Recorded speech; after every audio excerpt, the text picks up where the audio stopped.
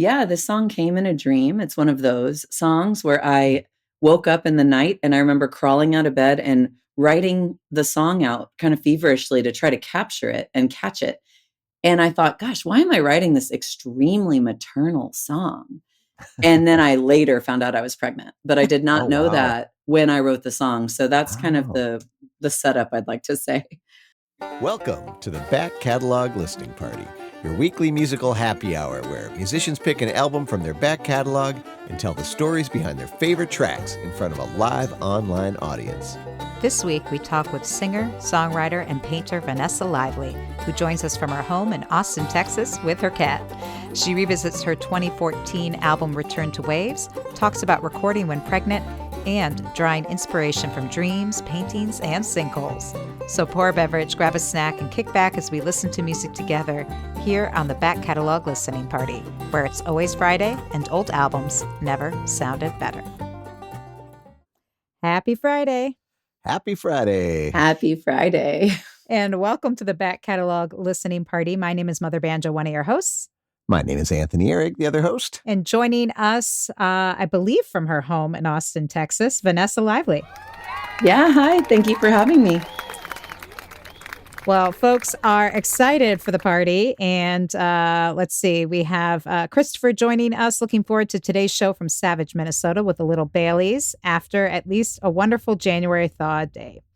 Yeah, definitely things are warming up. Of course, making things very sloppy in the Twin Cities, icy and soupy. A little too much ice for my taste. Okay. Yes, I would agree with that. But I'm really happy to be here and thaw out with all of you and enjoy some music and a drink. And I decided I was so excited for tonight's show that I made myself something fancy. I didn't just go to the box of wine, Vanessa. For you, I made a maple old fashioned. So. Ooh, that sounds fancy. Fancy. Yay. What do you got there, Vanessa? Yeah. Apple cider vinegar, tart cherry juice, and a Rambler sparkling water, which is local Austin tangerine sparkling water. Yeah, well, I made like a pretty fancy too. and a fancy drink for myself.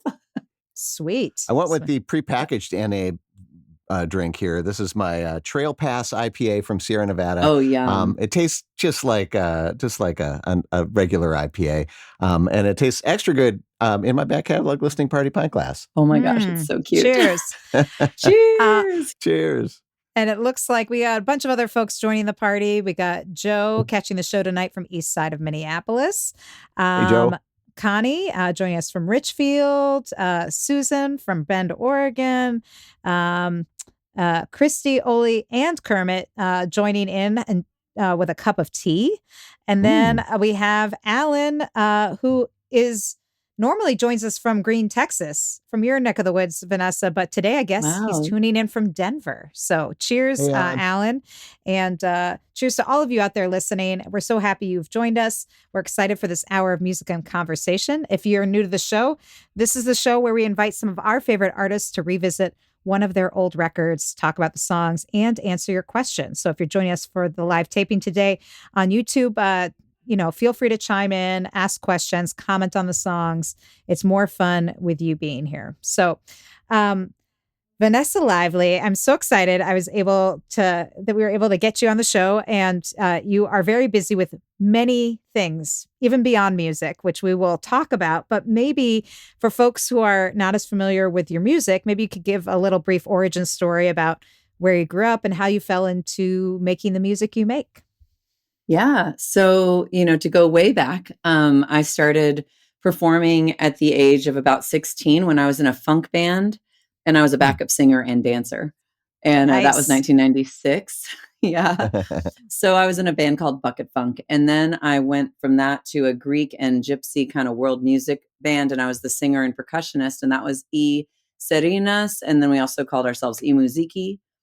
And, we'd play music, like folk festivals and just lots of Greek weddings and things like that. And I was painting all along the way. And I didn't start writing my own songs until about 2004 when I felt like I couldn't paint loud enough. And I was like, you know what? I think I need to start writing some songs. And it was really kind of like activism that brought me to that place. I just needed to speak out and speak up and use music and use my voice in a more loud way, I guess. And I was already used to singing and performing and whatnot, but it was a whole new territory to go into like the vulnerable art of writing songs for the first time in my young 20s.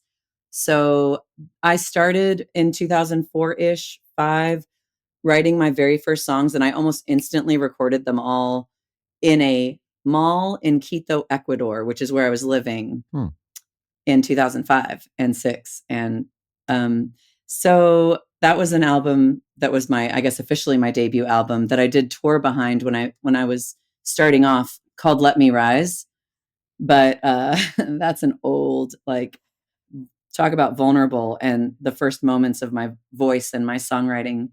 I was just giving it a listen the other day at my mom's apartment because I found a copy and I thought they were all gone. And I was like, oh my gosh, Let Me Rise. So I listened to it and I was just like, whoa, I forgot about this mall recording with all these when you say people. mall, I got to just back up on this here. Was this like a kiosk or something? You just walk in and start singing with a backup band or something? Yeah. What are we talking about here? No. Like, it was like a studio in the mall. So, you had to go into the mall and then you open the door to a studio. And this guy, I can't remember the engineer's name, but I'd go visit and book sessions with him every time I was in Quito, because I lived in a town called Salinas de Guaranda, and I had to come down every 6 weeks so I didn't get acute mountain disease because it was over 12,000 feet up in the air. Oh, wow. So I came down and I with my time I recorded my brand new songs as like a pastime, because it probably cost nothing. It was like very inexpensive. And I would just like meet people at this hostel and I'd be like, do you want to record with me tomorrow? No joke. And so I just would grab everyone, and that's the band. The band is like anyone I met. Yeah. I love that. Awesome. And I also love that. I just wish our malls actually had recording studios in them. Because like, how convenient would that be? Like, well, I'm getting my ears pierced at Claire's and then I'm going to have this instrument next to me called it's like this toy melodica that says like school and grade. And I have it still. I still play on it, and my kids play on it now. But I mean, I bought that at the same mall. Oh my gosh. In Ecuador. Love it. Yeah. See, one-stop shop. Yeah. It's a one-stop shop. You can get your instruments, do your recording. It's great. I love it. I love it. That's a good origin, I think. I know. And nowadays, so you're based in Austin, Texas. Yes. And that's where you've made your home for quite a bit. You put out a bunch of records. So where does the one we're going to revisit today is Return to Waves that came out in 2014. Where does this fit in your discography? Yeah, I mean, it's kind of at the center of my musical career, I'd say, in a way, and kind of the end of one chapter, I'd say. I was pregnant when I recorded this album. I had been touring.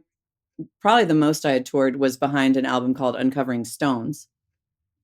And so I had been on the road a bunch behind Uncovering Stones and moving really fast, and was writing these song bits and just recording little demos along the way. And what I did for Return to Waves was I took a pause and I went to write. I made a self kind of created songwriting retreat of sorts. And I just went into a state of silence for days. And I only wrote. I listened to demos and I wrote songs, and basically came out ready to record Return to Waves, what is now Return to Waves. And so at that point, I had put out a number of albums and been touring and kind of like amping up, just really growing and expanding and all sorts of things. And Uncovering Stones was on a label based in the Netherlands called Continental Record Services. And so it's just exciting to have like, a team forming around me, and to have a couple of people I was working with as booking agents in Western Europe. And I was having so much fun. And I got pregnant and was like, oh, well, I'll record this album before the baby comes and then I'll just resume. Let's all just like laugh about that. All of us parents are laughing at the same time. Yes. So funny. It's so hilarious, but that is totally what I thought was going to happen. And so I was like, let me just get this out so that I can like, I'll in 6 weeks or so, I'll probably be back on the road, and I think I actually did have shows on my calendar 6 weeks out. I was like, I'm doing this. And I canceled all of those but one that I flew to, and I pumped in the airport. Um, and so, yeah, it was like such a sort of wake up to what the reality of motherhood was. But I think that's what this album marks for me, is like a new chapter, big time. The closing of one and the start of another. Awesome. Well, I'm super excited to get into the music, but before we do, you shared some great visuals. Apologies in advance to our podcast listening audience. But guess what? This is the kind of stuff you could find at backcataloglisteningparty.com in the show notes. But Vanessa shared some great video clips, and the first one I think is going to be self-explanatory here. Let's just.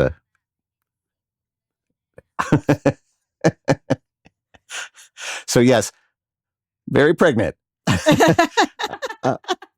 And then the other ones are kind of just showing a bit of this retreat area, and I just think when I see images from the studio, you get kind of transported to like maybe the headspace that the artist was in. Yeah. And I love these videos because they show this kind of this piece and this place that you chose to write in, and so I just really wanted to kind of share this with the viewers right now. And what we're doing is we're looking over some beautiful kind of vistas at this retreat. Whereabouts were you again, Vanessa? So I was on Town Lake, in an apartment that was right on the water. And I actually would go and walk out the back door and just kind of sit at the banks of the river and just like stare off and think about songs and go back and write. And like I said, I was in a space of silence. And so my days, I was like in this yoga retreat, 2-week cleanse also. So I was doing a bunch of yoga and meditation and cleansing sort of rituals. And I was really in a very introspective, contemplative space. And this space, the physical space, which was my friend Jeff and Sharon's apartment that they extended to me for my staycation, my writer's retreat here in Austin. They just let me have that space to myself, and I was in silence, and it was so serene and the most beautiful place to just take a complete pause. Yeah. And also, as Tony said, there's something special about seeing where artists record albums, but we don't always get to see the spaces where they conceived of the records and wrote the songs. Right. So I think it is really special to see some of those scenes. Well, let's jump into the music because we have a bunch of songs we want to get to. And the first song that you picked to feature today is the title track, Return to Waves. Is there anything you want to say about this before we take a listen? Yeah, this song came in a dream. It's one of those songs where I woke up in the night and I remember crawling out of bed and writing the song out kind of feverishly to try to capture it and catch it. And I thought, gosh, why am I writing this extremely maternal song? And then I later found out I was pregnant, but I did not know that when I wrote the song. So that's kind of the setup, I'd like to say, because people can hear the lyrics now. Yeah. All right. Well, let's give it a spin. This is Vanessa Lively with Return to Waves here on the Back Catalog Listening Party. Storms came when you were made beneath the flickering light. All my words went back to waves as my body sailed the night. The rain, it pounded on the pane. The wind, it shook the floor. All my thoughts returned to water as you waited at my door. Become a body, oh, become a soul.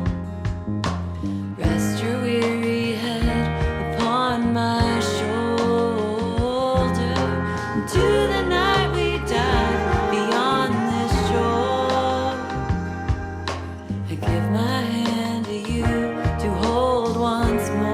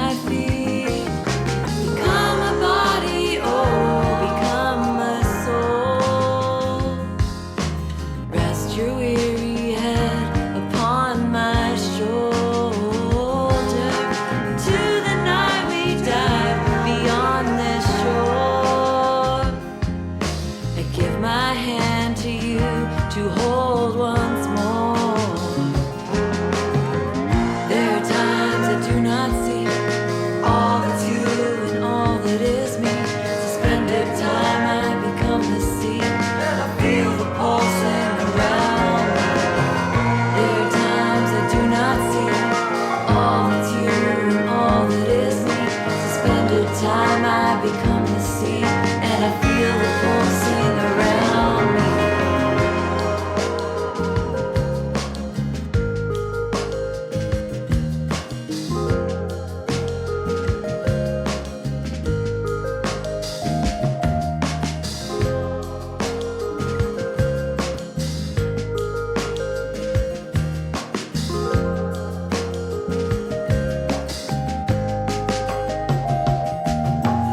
Water went back to the sea, the sun came out to shine. All of this felt like a dream on a night too full of wine. There were still reminders of what happened in the night. Shattered paint and fallen street lamps were left from a reuniting. Become a body, oh, become my soul. Rest your weary head upon my shoulder. Into the night we dive beyond this shore. I give my hand to you to hold once more.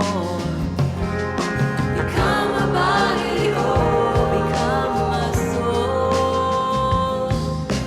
Rest your weary head upon my shoulder.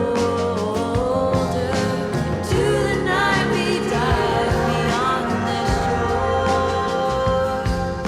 I give my hand to you to hold once more.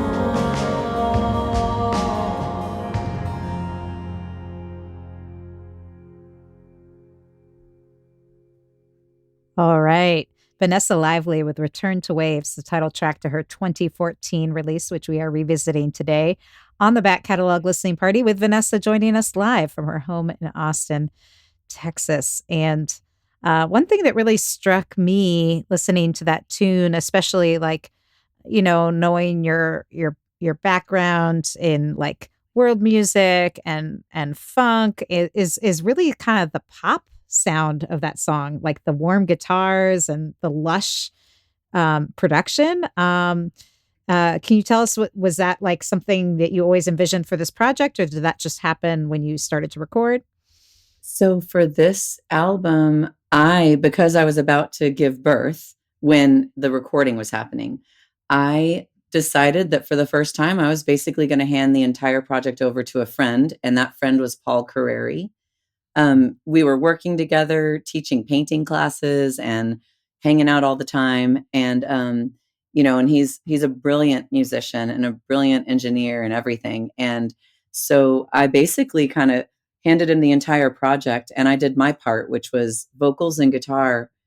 And we lined up kind of the band members, and the whole thing was recorded in this, what we call the sewing room, which is Danny Schmidt and Carrie Elkin's home studio in Austin. And so this was all done in the sewing room. And I let Paul take the lead, and really Paul and Devin are the majority of that color. That would be Devin Sproul. Devin Sproul, his partner, and also fantastic musician, songwriter. Also was the doula at both of my births. Oh, wow. She caught my babies pretty much. No, I don't know if she caught them or not, but I can't remember. But she helped with all your babies, your She helped with actual all the babies, and the CD music album babies. babies. Yeah. Human babies. And so it was this kind of cool collaborative project for me for the first time to really, I used to love to make all those decisions and put on that production hat and think like, how do I want to see this colored? And for this one, I remember I handed it off to Paul and was like, go take it where you want to take it, And I will share a funny anecdote because, I was super hormonal, and he handed me the CD back. And I remember being in the studio and I was weeping, and I was like, it's just not what I thought it would be. And he's like, how about he was very patient. How about you just take it and you listen to it for like a few days and then get back to me. And the next time I think I was like crying, saying how much I loved it. Interesting. Yeah. I mean, you got to be pregnant to know how wild the hormones can be. I was crying at Danny Schmidt's parents gave me a card with an elephant on the front cover. And I opened the card and it was playing some music and I cried because the elephant made me think of Dumbo. Oh, wow. Just that. And I wept for like a really long time, so much that people were worried about me. And I was like, it's just, and I couldn't even get my words out. So hormones are Yeah, very but real when it you're does sound pregnant. like maybe it was different than you would have done it yourself, though, which is, I think, a very Mm. interesting thing and a big kind of move then for you to let that break. go. To let Yeah. Yeah, it go. exactly. Yeah, and what's funny though is that this has become one of my favorite albums ever for that reason of the fact that I passed it off to someone who I love and I love, him and Devin's aesthetics and all the artists that were in the project. I just, they're all my favorite musicians and whatnot. And so it it just had its own kind of beautiful magical life, but it was different from anything else I've done. Mm. Yeah.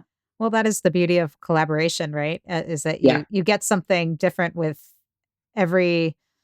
I mean, every album is different, even if you do everything the same or supposedly the same, because people change and music changes. But I Yeah. think there is something about when you have different collaborators, the sound can, and depending on who's taking the reins, it can really change the sound. And I really loved the kind of again, kind of it felt like the bed of like guitars and synths kind of like gave it a nice little like bed, for It that song. It held it really well. Right, and Hmm. because, like I told you, I had woken up out of this dream where basically it was a dream where a hurricane hit, and then it was like the hurricane was the baby, like the hurricane Oh, was what became a human, which is, it's a dream, so it's, like, hard to explain these things, but that's where the song came out of, right? Was this hurricane becomes a child and, revisits the earth Mhm. in human form. And I something about, like, the aesthetic of sound and texture that were so expansive and watery that Mhm. sort of enter that realm of, like, dreamscape and sound space, that is kind of more dreamlike than concrete. Yeah. yeah, you really touched on that in the production towards the end of the song. All of a sudden, this Oh, big yeah. wash of reverb Yeah. kind of came over everything and It's like you're in really gave it. water. Yeah, it really Yeah. gave like when you were describing that. That's kind of how I felt when I was listening to the end of the song. Yeah. Yeah. And also and it was like it felt like a comforting water, which also again, it makes so much sense that this song you think of now as this maternal song because there's a sort of comfort to it. Yeah. Right. Hey there, would you like to be part of the live show? Well, become a member of the Back Catalog Listening Party Patreon, and you'll get a backstage pass to weekly online tapings where you can ask the artist questions and participate in the live chat with a fun community of like-minded music nerds. You'll also get a first look at upcoming guests and receive invitations to special live streams and private after parties. So join the party today at patreon.com/Back Catalog Listening Party.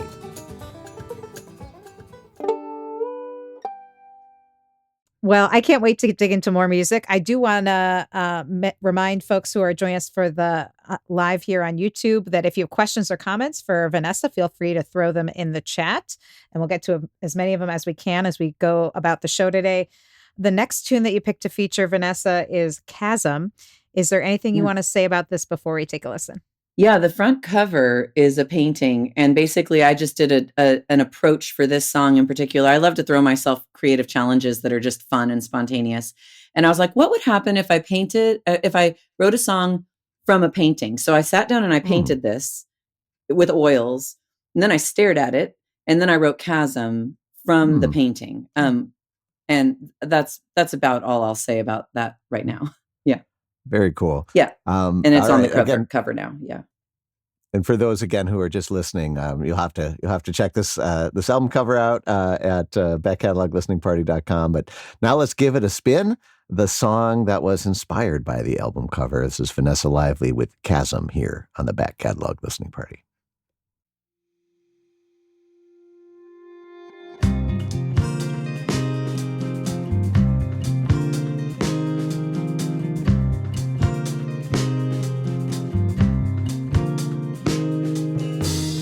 What it is coming through air. across green mountains and fair oaks. What it feels like is a razor's edge cutting through the deepest part of the bedrock. And all along, the longing was there.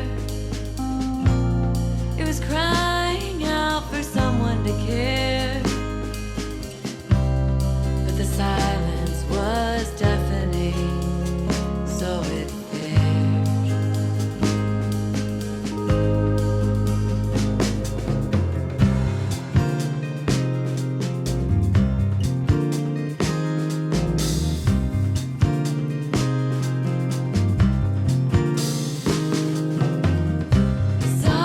Sidewalls were made of stone. Jagged edges can cut through the bare bone. The deeper you descend, the colder it grows as you pass down into the marrow. And all along, the hollow was there. It was crying out for someone to care. But no one was noticing, so it fared.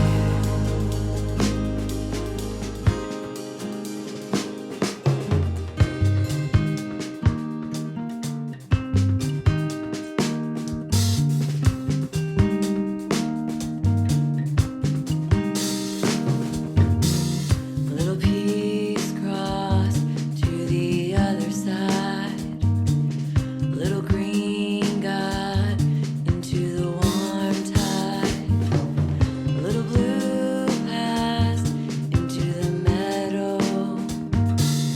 Now the pieces are starting to grow. And all along, potential was there. It was buried under acts of forswear. And the chasm was reveling in the rare.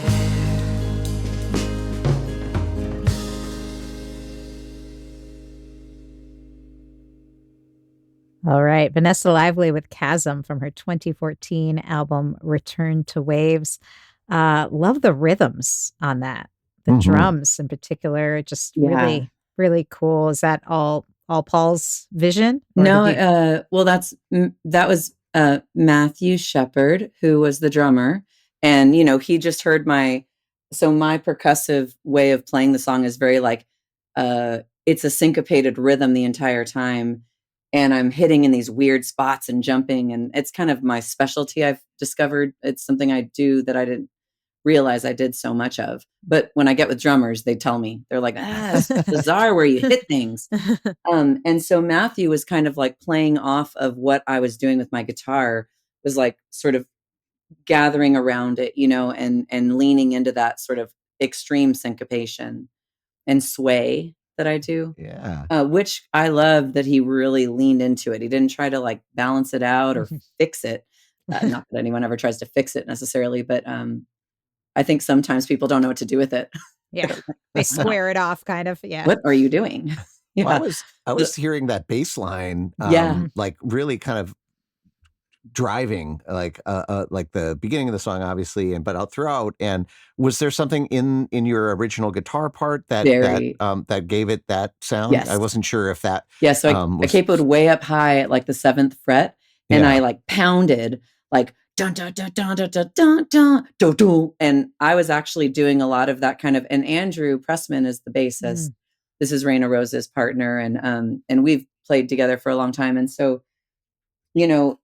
I have that's another tendency of mine. And so I'm a real like kind of drums and rhythm and bass kind of section, but I'm on a guitar. And so I mostly think that I write in a percussive style with the instrument of the guitar. And then the rhythm section sort of comes in to match it. And so he was playing this really beautiful, like complementary melody with the kind of rhythm I was setting also. I also love that kind of way that the rhythm section came together. Mm-hmm. And then of course Paul created lots of these sort of swells and pads and expansive sounds. And that song, I don't know if you all, dive into like the subconscious much, but I just think that sometimes when we're entering our subconscious and writing from there, things come out that are just way deeper than we have any idea. And we sometimes don't even know what we're writing about. And this was one of those. It was really about kind of my push pull with motherhood. And my partner at the time and I had a lot of push pull of like him not really wanting kids, me really wanting kids, and this kind of potential of it for a very long time. And that's what this song is really about. And it's interesting because it's like just staring at this abstract painting brought all of that story up and the kind of tension of it all. And I saw this dark chasm in between of like the sort of tension around that choice and that possibility, and kind of holding it off, but then also, I was definitely the maternal wanter. um and Yeah, and so that's what that song ended up being about, which is quite a deep topic. And I feel like I almost would have never written about that had I not just stared at a painting and like let it come out and not even paid much attention to what I was writing about in a way, if that makes sense. Yeah. Yeah. Totally does. Yeah. And Connie chimed in to say, cool song and what a great backstory. So Thank yeah, you, getting Connie. that info is so cool. And again, Yeah. if you just joined us for the back catalog listening party, before we listened to that song, Vanessa was talking about how the painting on the cover of this album, Return to Waves, was what inspired the song. And I just want to mention, aside from cute kitty, look at that. Yeah, hold on. Let's get a good look at that. That kitten all right, needs a we love a spotlight. good kitten sighting here. This on the cat was about to try to knock over all sorts of things over there. So I'm like, come with us, little G. Join the party, not disrupt the party. Yeah, Right? Yes. This is little G, which is for Gordon Lightfoot. My 9-year-old named Little G. Little G. Love it. Awesome. Well, so this beautiful cover art that an original painting by Vanessa, you can get it because she still has CD copies of this album. So if you want to hear all these songs and get all the layers that we're talking about, the bass lines and those warm electric guitars and swells that Paul Carreri contributed, and get her original artwork, CD is the best way to do it. You get all the things, and you can pick that up if you go to the goldenrod.com store. You can find Vanessa's music there. And it's a great way to support Vanessa, her work, and what's coming up. And maybe this is a good time, Vanessa, to mention that, probably by the time this podcast airs, you'll have a new single out. So tell us about that. Yeah. Oh my gosh. I had the most fun recording this album that I'm in the process of, releasing soon now. It's been such a slow evolution. And so some songs were just written and released kind of as these one-off singles, acoustic tracks. And then I brought them back and added textures and layers and more parts. And I'm re-releasing them on the album in a fleshed out, full version. But the song that we're going to listen to, or that's getting released kind of around when we air this, that'll be called Ready to Find You. And that's the opening track of the album. And it's one that I actually wrote when I was at a songwriting retreat with Johann Wagner called Crooked Crow out in West Texas. And I wrote it in 2 pieces. It was 2 pieces of 2 different songs. And I didn't listen to them once post that retreat. But we were in the studio with a whole other day ahead of us, and we'd done our recordings. And John Macy, who was sitting at his station, was like, "So what else you got?" And I was like, "Well, we were working on this one song, but we really didn't finish it quite all the way. But Ben and I had been like working this particular song, before going out to the studio. So I played him a tiny bit of it, and he was like, "Yeah, that one." And then I played him another one that was also from the Crooked Crow, but very much not finished either. And he said, "And that one." And so basically that evening I finished those with Paul and Ben, and we cut them the next day, which was really fun to be like, and we were still like, I was scratching on the paper and reworking things, and we were like reworking the arrangement. And then we'd be like, "Okay, we're ready to record now." Which was such a fun experience, I must say. Oh, that's very cool. So the album's coming out later this year? Yeah, later this year, probably around the summertime. And it's going to be called Mirroring the Wildness.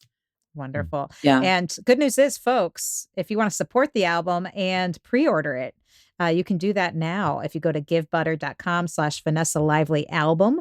And if you're listening to the podcast, maybe you're in the car or, traveling or whatever, you can always find the link to this on our show notes at backcataloglisteningparty.com. You'll also be able to see images, album art, and links to all these cool things we've been talking about. So again, highly encourage you to pre-order the album. Again, another great way to support what Vanessa is doing. That's right. And support future back catalog, which we That's support. right. Yeah.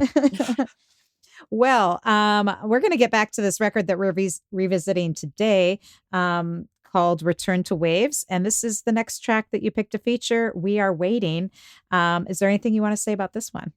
This one, I just remember there was this sinkhole in my backyard. I lived on the east side, east central Austin, and there must have been a water well in the back that just kind of got sort of covered, but not entirely. And there was a ton of rain. And one day I stepped out and the ground like sunk under me. Oh, wow. And we ended up discovering and realizing that there was a giant hole in the ground right where you step off the back porch. And I remember sitting at the very back of the yard and just sort of like sitting with this imagery of like the soaked earth and a lot of other things that were kind of in my heart, but there was that imagery of what was happening in front of me. And that's where this song was birthed and came out of. But it's definitely got some deep spiritual sort of big themes in there that I'll kind of let people sort of hear it and see what comes up for them. Yeah. All right, let's give it a spin. This is Vanessa Lively with We Are Waiting here on the Back Catalog Listening Party.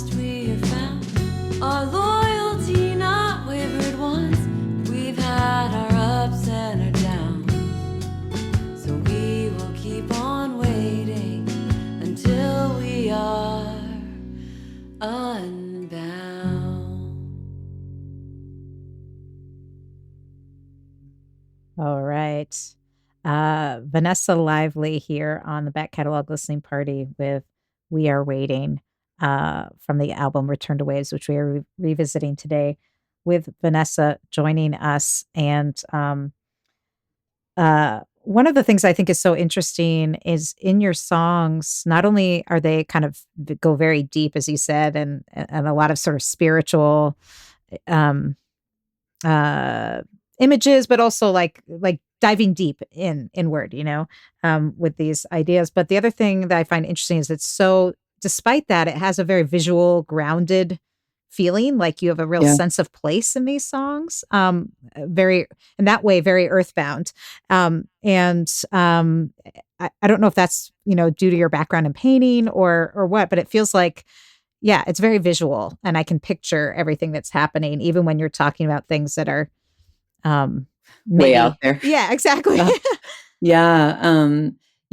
I am a visual person, like you can be a different type of learner, like an audible, or whatever. And anyhow, I know that I am extremely visual. I am a painter, and I love finding the lushness and descriptor words in poetry and in songwriting that kind of evoke some sort of tangible feeling of it brings up color and form. But I am such a deep thinker and such a mystic type person, very spiritual, and have a lot of big feelings and whatnot, and kind of ethereal, I don't know, way of being.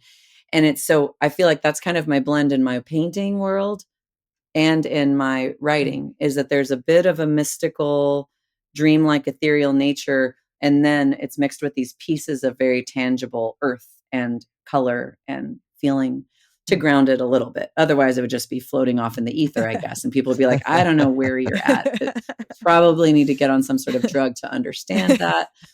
I'm just kidding.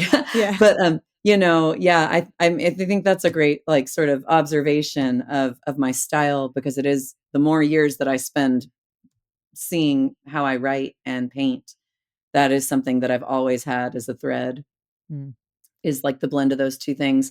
I just sit there, and I remember sitting there, like I said, looking at the earth and the wetness, and it was just like making me think about these big themes in my life that were so big I couldn't quite wrap my head around them.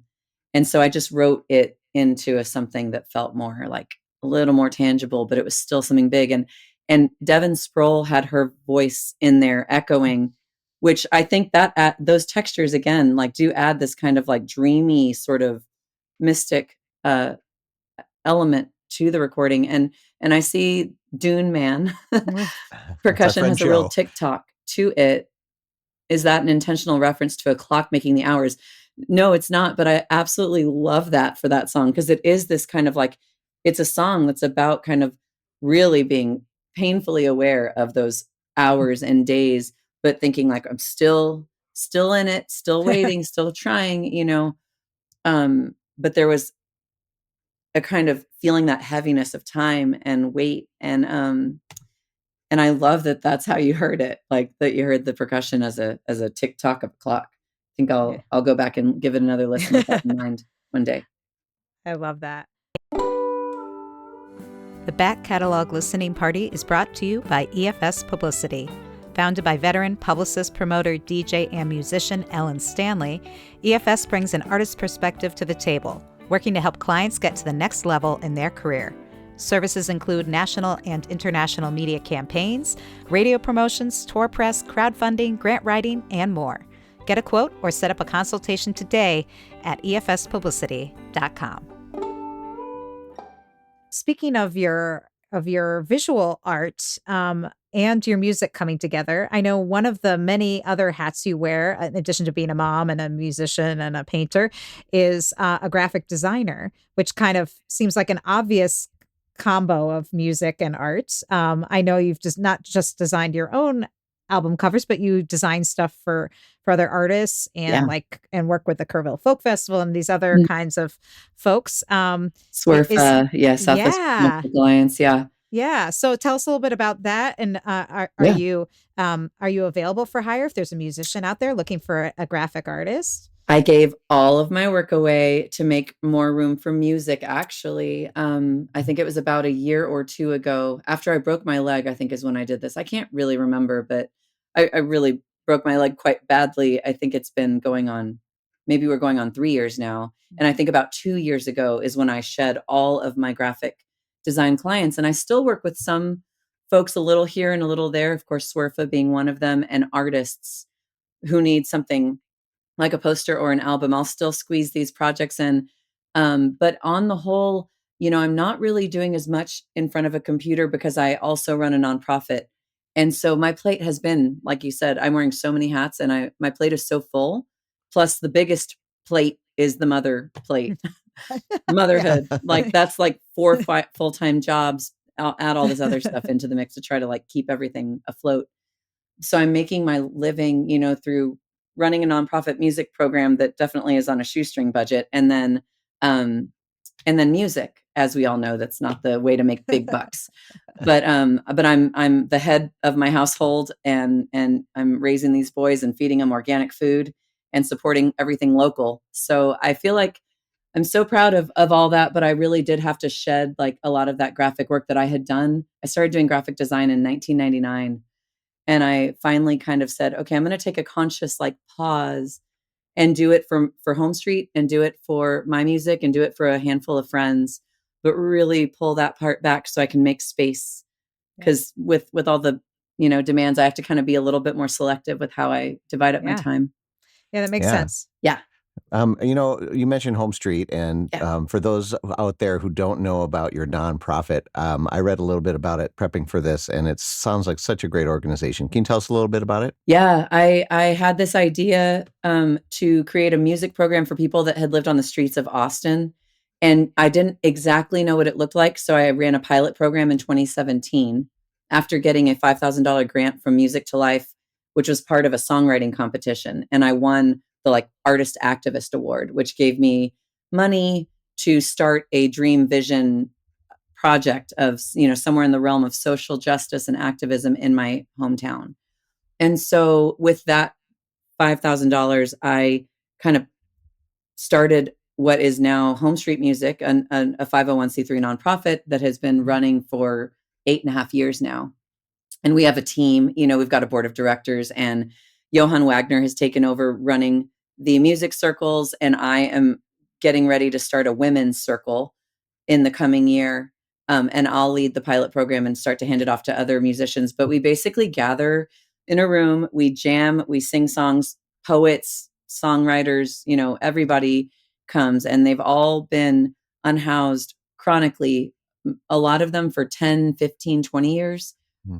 And they're in our music circles every week. And then they're going from that to the stage because we book shows. They get hired out to Wow. play events. And then we also book That's our great. own shows. So Carrie Elkin, my friend who I was recording at her house, Return to Waves, she flew in from Nashville to play one of the most recent Home Street Music events.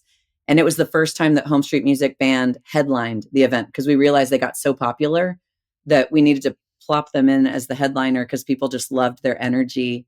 That's great. Yeah. So, I mean, it's such a beautiful project and program. And it truly is life. Like it's changing people's lives for the better all the time. And it's another one of my babies, I guess. And, talk about Devin being involved with all my babies. She's on the board of directors for Home Street Music. So Nice. She is she really involved. is there for all the babies. Yeah. Love She's basically my wife. that. I love that. Well, Yeah. homestreetmusic.org is where you can find out all the information if you want to support their really incredible work or just learn more Mhm. about it. homestreetmusic.org. And if you want to support Vanessa in all the ways, she does have a Venmo, but of course, the best way to support her, other than buying music and concert tickets, is by joining her Patreon and patreon.com/Vanessa Lively. And maybe you could tell folks a little bit about what you offer to patrons, folks who get involved with your Patreon. Yeah, Patreon is my second brain.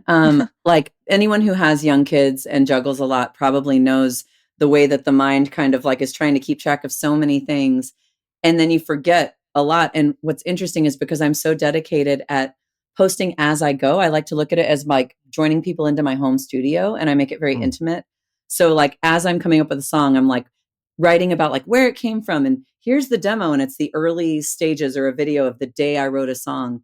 Oh, Well, I go back and I read it and I'm like, oh my God, I totally forgot that's why I wrote that song. That's great. It's like your daily log It's like almost. Yeah. I'm documenting in real time my creative journey and my process, but it's dedicated to primarily, music, art, poetry, and maybe occasional recipes because I'm a grain-free, gluten-free person and I love to cook. And so I'll sometimes put like recipes that I'm like, oh my God, this recipe is so good. Nice. But mostly I'm documenting behind the scenes kind of like music as it is evolving. And I found it to be so helpful for myself to go back and like see exactly what day I wrote something and what it sounded like then and why did I write it. Oh, that's It's amazing. pretty sweet. And then sometimes, my kids do videography. So they'll be the film guys recording a video and I post that. And it's just like all over the place, but it's really special because it's definitely not what I share with everyone. It feels like this intimate space to be like, if you want to be a part of my real creative journey, come here. And Yeah. yeah. And it's not a very large community that I have because I'm not great at doing the things to like promote myself. I don't really love that part. Oh my gosh, look at you. Hi.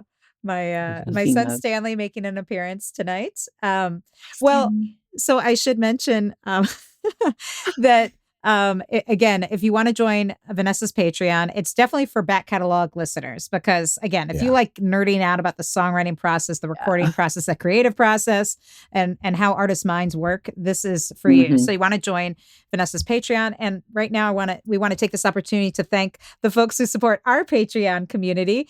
Tony, do you want to thank the folks? Yeah, absolutely. So yeah, we also believe in the power of music and how it can bring people together and how it is medicine, really. Like my hat says, music is medicine. We started this right when the pandemic kind of hit home and everybody was staying home and we needed a way to connect with other people and thought this would be a fun way to do it. Listen to old records. Nobody was putting new stuff out. But when the world started opening back up, there was a group of people that said, you know what, we love getting together every week and listening to old records. And why don't we just keep it going? And these people became part of our kind of founding members of our Patreon. And because of their support, we're able to, keep the lights on. And we've been doing it now for over 5 years. So we want to give a big shout out to Penny, Ann, Alinda, Bevan, Connie, Vaughn, Alan, Chris, Becky, Peggy, Joe, Jim, Beverly, John, Tim, Sarah, David, Jocelyn, Matt, Steve, Mark, Severin, Lynn, Mary, Nikki, Joni, David, CJ, Christy, Diane, Hetty, Sandy, neighbor Ann. Hi, she's my neighbor. Hi, Ann.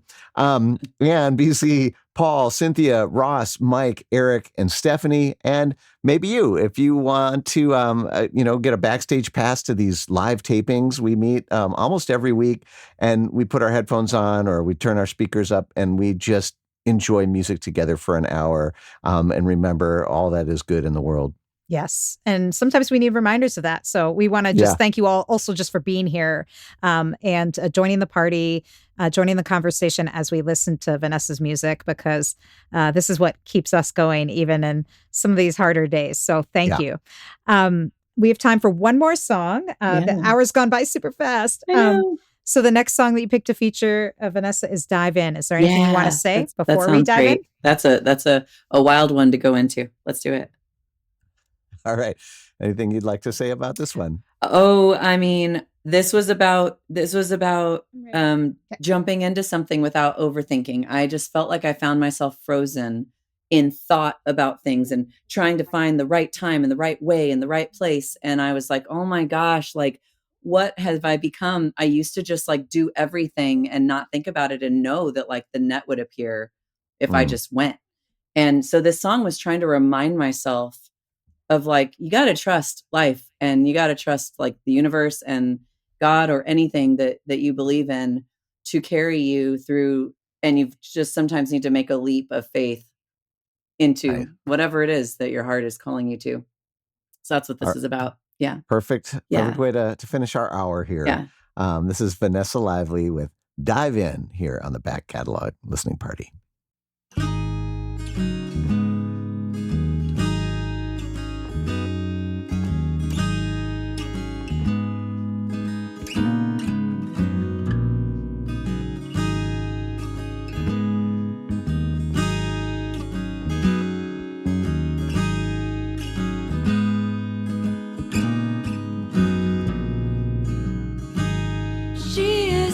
standing, feet on the edge.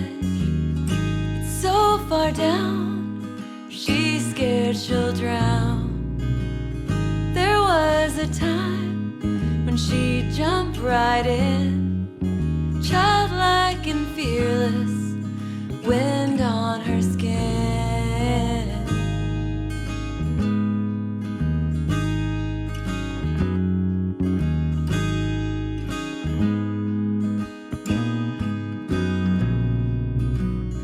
What has she lost? She's frozen and still, unable to move. Fear grips her will. What does it cost to think over again every decision and never dive in?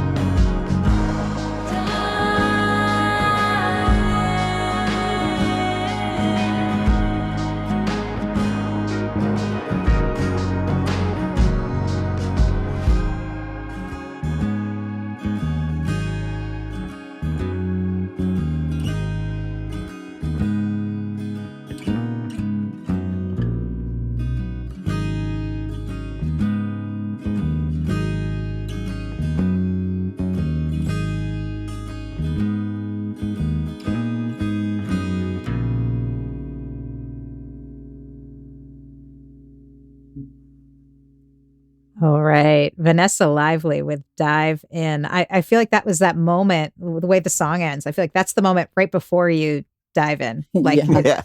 Yeah. Yeah, I feel like that was sort of the like epitome of the sort of almost psychedelic vibe that I kind of let Paul go and run with, where he just had some fun, and that song felt perfect, a perfect sort of space to just create this swirl of sound and texture around an almost like meditative like moment in time of like challenging oneself of like what's it going to take for you to like do it, or whatever. And I mean, as you can tell, this theme, there were a lot of themes going on that were big pivotal moments in my life. One, trying to decide about motherhood. It's really sometimes challenging when you're an artist and you know that it is going to throw a wrench in it all, but yet something in you is like, yes, and Mhm.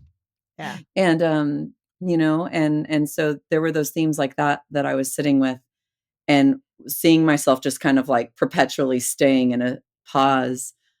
And I just loved that, because for me these were these like little micro moments that also felt huge, and there's something about the sonic space that Paul built around it that almost lets that really take hold. Like, close your eyes and go for a little soul ride. Yeah. Yeah. There was like some early Pink Floyd going on in there. For me. Definitely. And I it's was like, going this to is that not, I'm a folk songwriter with a guitar. And like, I don't sound like that when I step on a stage at all. But that's, I'd say stylistically speaking, I listen to a lot of global beats and world music, and I love that sound. And I Mhm. loved getting to have a piece of art that I was like, ooh, like these are my songs with that sound. And how fun is that?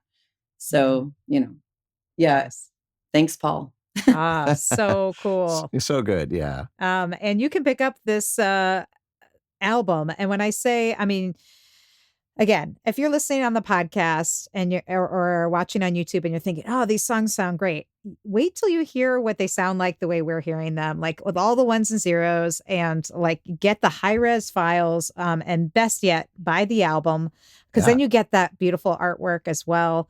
and you support. It's the best way to support an artist's music. And hey, you could just frame the album art and put it on your wall, even if you're listening in other ways. But you can go to goldenrod.com, go to Vanessa Lively there, and pick up her music there. Also, again, she has a new single that will be out when this podcast airs, and you can pre-order her new record as well. So, so many ways to support Vanessa, but just make it happen, people. Yeah. Yeah. Thank you so much for having me. And thank you for all the comments. It's been lovely to read everybody's comments too. Well, Chris thanks you. Vanessa says, thanks for your music and your stories. Great show. Thank you. Our friend Connie says, thanks for a great show. And Christy and Kermit say, lovely, great song to begin the new year. Dive in. That's right. So Return to Waves, pick it up, support Vanessa's music, support Home Street Music, and support independent music. Again, this is the dark time of year in all kinds of ways. It's the long nights, cold nights here in Minnesota. There are a lot of weird things happening in the world, but music, this is the thing. We can dive in with Vanessa's music and go on that soul ride, because I think we all need that. My soul needs it bad. Yeah. And I want to say thank you to everybody who came to the live taping here today.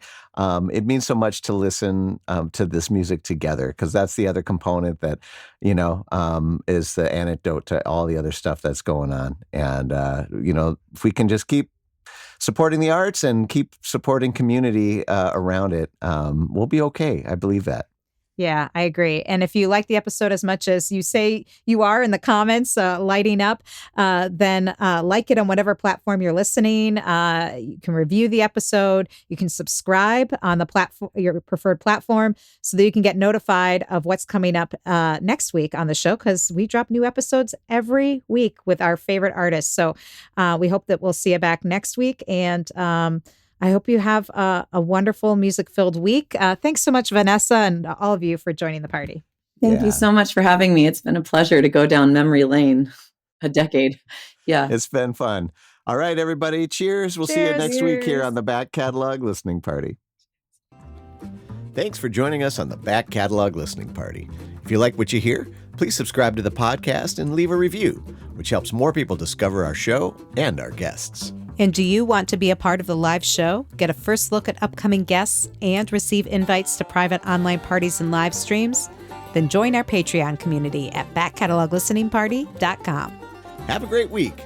We'll see you back here next Friday for another edition of the Back Catalog Listening Party.